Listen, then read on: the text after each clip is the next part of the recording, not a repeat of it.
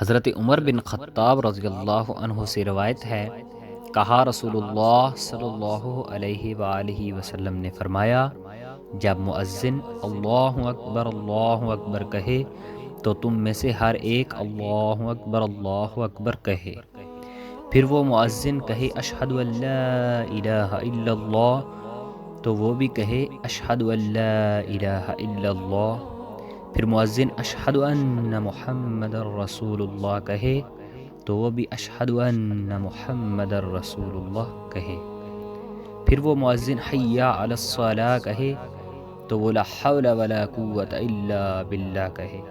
پھر مؤذن حی علی الفلاح کہے تو وہ لا حول ولا قوت الا باللہ کہے۔ پھر مؤذن اللہ اکبر کہے تو وہ بھی اللہ اکبر کہے۔ پھر مؤذن لا الہ الا اللہ کہے تو وہ بھی اپنے دل سے لا الہ الا اللہ کہے تو وہ جنت میں داخل ہوگا۔